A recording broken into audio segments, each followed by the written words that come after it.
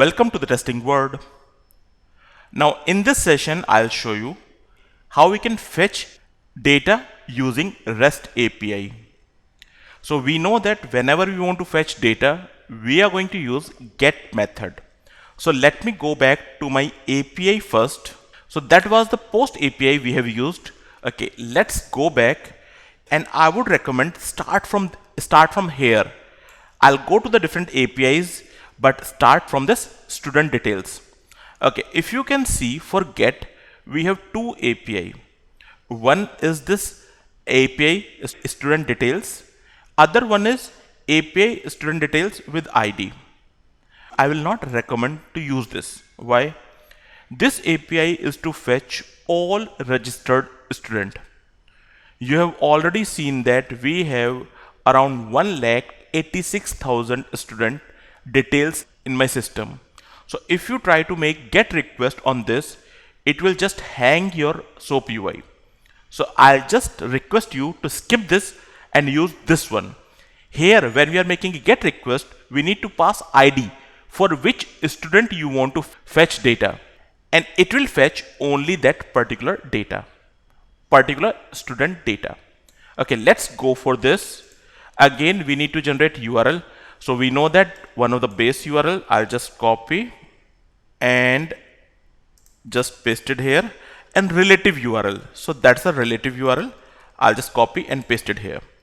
So that's my complete URL. If you can see, as of now, we are not giving any ID. Let's leave it over here. We will give it later on. I'll just copy this complete URL and go to my project. So that was the project. I want to add one more URL here. So what I'll do, I'll just go to the add endpoint. That's the URL. Okay, which method you want to go for? I want to go for get. I'll just keep it get. Add API. So if you notice, it added one more API here. If you notice, again, we can change the name here so that it will be easy for us to use it. So I'll just right click, rename. I'm saying get. This is the get API fetch data.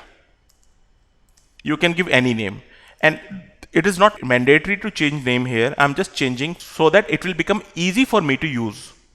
Okay, now second URL is added. Now go to the test suite. I'm creating one more test case. Okay, TC003. As of now, for each request, I'm creating a new test case.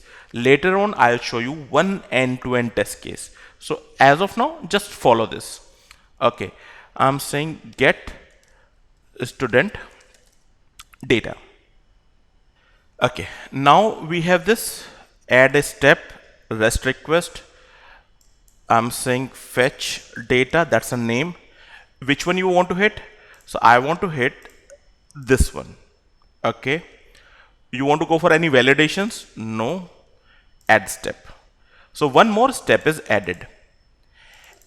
As I previously explained, in case of get and delete, we need not to send body. So you are not getting any body here, body option here. If you want to send any data in get request, it will go in the URL. Here, it automatically says this is the ID in the request, what data you want to pass. So I'm saying, okay, I want to pass, if you remember, 186666. So that was the ID which is generated by the previous post request. Okay, I have updated this data. Again, this is the send button. As I click, we are getting response. As of now, you can manually validate this response is correct or not. Later on, we are going to put assertions.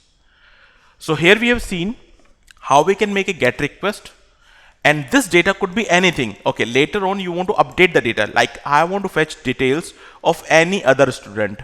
So I'll just change this ID, send, I'll get other details. Okay, what I do, 186667. Let's try some more data. So you are getting other student details according to the ID which you are sending.